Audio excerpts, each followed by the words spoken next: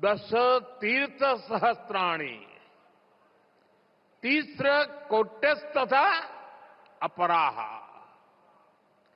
सम आगच्छन्ति माध्यातु प्रयागे भरतर्षभ। साल 2025 को पूर्ण महाकुंभ के लिए हमेशा याद किया जाएगा। महाकुंभ भारत का सबसे बड़ा धार्मिक और सांस्कृतिक आयोजन है, लेकिन इस बार 144 वर्षों के बाद कुंभ नगरी प्रयागराज में पूर्ण महाकुंभ का दुर्लभ संयोग बना था। इस दिव्य, भव्य और अलौकिक महाकुंभ में पीएम मोदी, राष्ट्रपति द्रौपदी मुर्मू, गृह मंत्री अमित शाह समेत कई बड़े राजनेताओं, उद्योगपतियों और धर्माचार्यों ने पवित्र संगम में आस्था की डुबकी लगाई थी।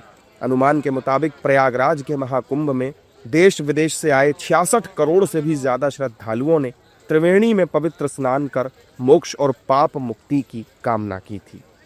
दश तीर्थ सहस्त्राणि तीस्र कोट्यस्तथा अपराह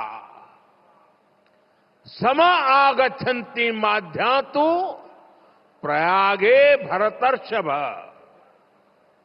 अर्थात संगम में स्नान से करोड़ों तीर्थ के बराबर पुण्य मिल जाता है। जो व्यक्ति प्रयाग में स्नान करता है वो हर पाप से मुक्त हो जाता है। साथियों, महाकुंभ हजारों वर्ष पहले से चली आ रही हमारे देश की सांस्कृतिक, आध्यात्मिक यात्रा का पुण्य और जीवंत प्रतीक है। एक ऐसा आयोजन जहां हर बार धर्म, ज्ञान, भक्ति और कला का दिव्य समागम होता है। पूर्ण महाकुंभ के दौरान एक महीने में प्रयागराज की धरती पर जितने लोग जुटे थे, उतनी तो दुनिया के कई देशों की आबादी भी नहीं है। इसके बावजूद वहां सरकार और स्थानीय प्रशासन ने ऐसे इंतजाम किए कि हर श्रद्धालु को बगैर किसी असुविधा के गंगा स्नान का सौभाग्य मिला। साफ सफाई, सुरक्षा, खान पान और आवागमन के ऐसे प्रबंध किए गए जो पहले कभी देखे नहीं गए थे। हजारों की संख्या में पुलिसकर्मी चप्पे चप्पे पर नजर रखे हुए थे ताकि कोई अव्यवस्था न फैला सके। महाकुंभ मेला क्षेत्र लगभग 4000 हेक्टेयर में फैला था, जिसे 25 सेक्टरों में बांटा गया था। वहीं संगम तट पर स्नान के लिए 41 घाट बनाए गए थे, जिनमें से 10 घाट पक्के और 31 घाट अस्थायी बनाए गए थे। महाकुंभ के दौरान पूरे मेला क्षेत्र में अस्थायी टेंट सिटी बसाई गई थी, जहां लाखों की संख्या में कल्पवासी रुके हुए थे। इसके अलावा विभिन्न अखाड़ों के भी भव्य पंडाल बने हुए थे, जहां देश के हर कोने से आए साधु सन्यासी ठहरे थे।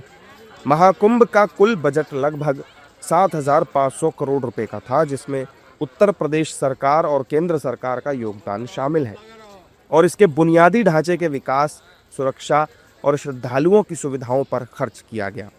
महाकुंभ 2025 में व्यापार का अनुमान 2 लाख करोड़ से 3 लाख करोड़ या उससे भी अधिक था, जिसमें विभिन्न अनुमानों के अनुसार 2.80 लाख करोड़ की आर्थिक गतिविधियां और 3 लाख करोड़ से ज्यादा के कारोबार की संभावना जताई गई थी, जिससे उत्तर प्रदेश की अर्थव्यवस्था को बड़ा बढ़ावा मिला और स्थानीय व्यापार में जबरदस्त वृद्धि भी हुई।